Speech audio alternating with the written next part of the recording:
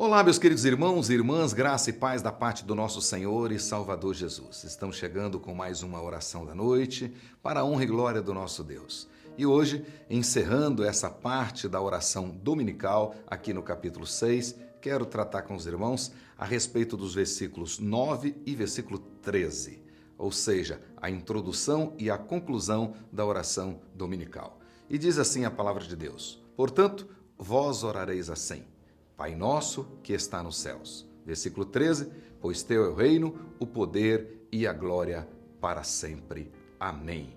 Meus queridos irmãos, conforme nós já estudamos nas devocionais anteriores, no corpo da oração, Jesus nos ensinou aqui a apresentar ao Pai 6 petições. Estrategicamente e de maneira extremamente bem cuidadosa, Jesus então divide essa oração em 2 partes, com 3 petições em cada uma das partes. Na primeira parte, nós podemos aprender claramente aqui, Jesus apresenta essas 3 petições e deixa claro a respeito da prioridade do cristão.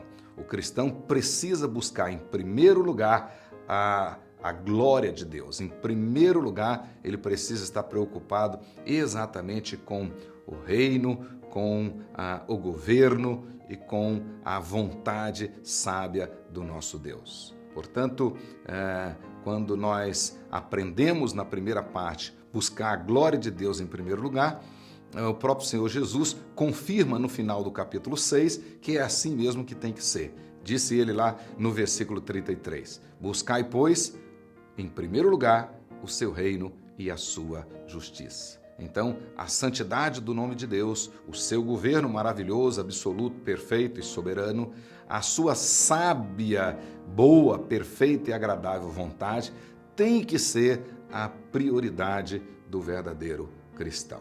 Na segunda parte da oração, como nós vimos, Jesus então ensina que nós devemos agora pedir a respeito das nossas necessidades. Ou seja, primeiro, nós declaramos que a nossa prioridade é a glória de Deus. Segundo, nós então apresentamos ao Senhor as nossas necessidades. Ou seja, nessa segunda parte, Jesus vai deixar claro que o nosso Pai Celeste, Ele conhece as nossas necessidades, Ele se preocupa com elas e Ele tem poder para supri-las. As nossas necessidades básicas são o pão, o perdão e a proteção.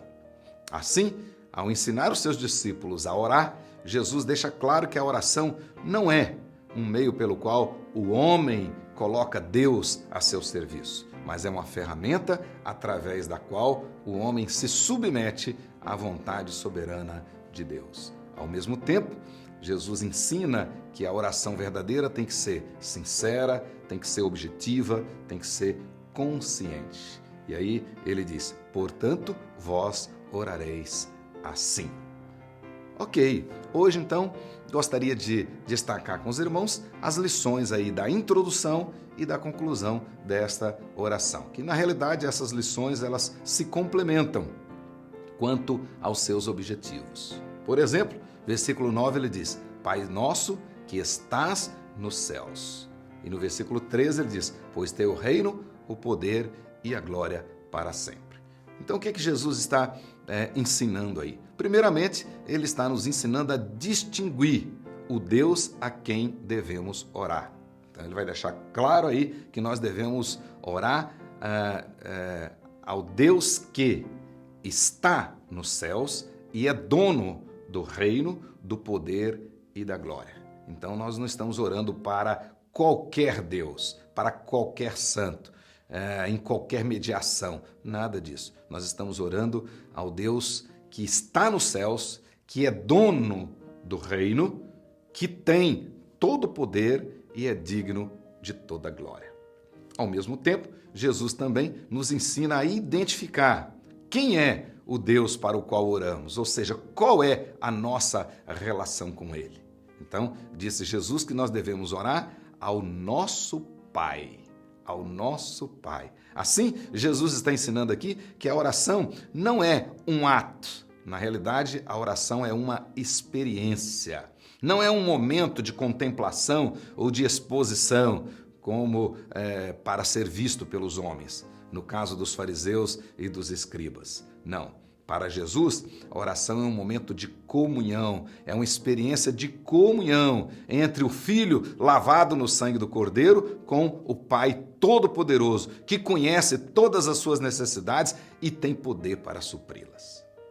Então, nessa conclusão e nessa introdução, Jesus nos ensina aqui que antes de começarmos a orar, nós deveríamos passar um tempo lembrando-nos de quem é o Deus para o qual nós oramos e qual é o nosso relacionamento com Ele.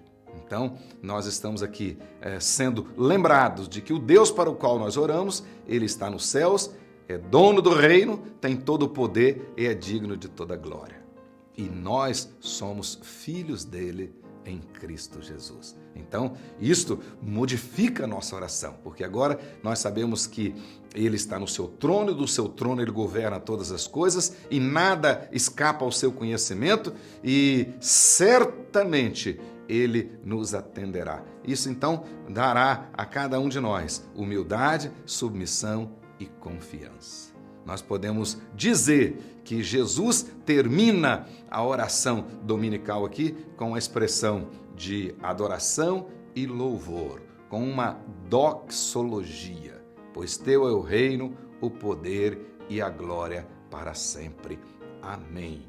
Independente das discussões dos estudiosos, se esta expressão aparece ou não nos melhores originais, na realidade, ela deve ser aceita sim. E nós devemos entender que ela fez parte da oração original, saída da boca do nosso Senhor e Salvador Jesus. Até mesmo porque ela foi aceita pelos apóstolos, aceita pela igreja do primeiro século e já aparecia, por exemplo, na Didaquê, o primeiro catecismo, escrito antes do ano 90 do primeiro século.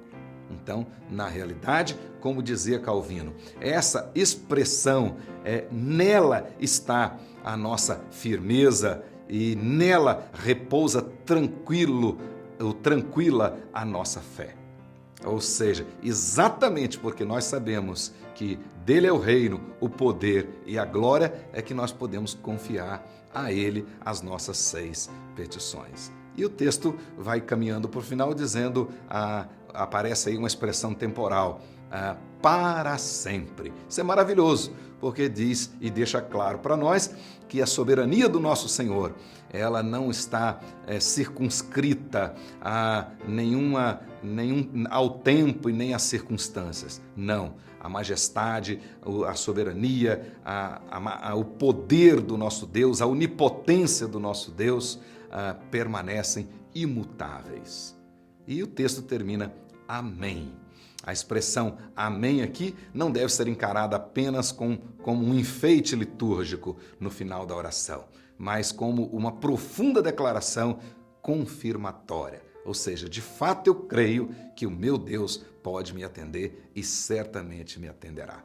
É assim que Jesus nos ensinou, que vocês, que eu, que todos nós possamos orar com essa confiança. Que Deus te abençoe, abençoe sua casa e até o nosso próximo encontro em nome de Jesus.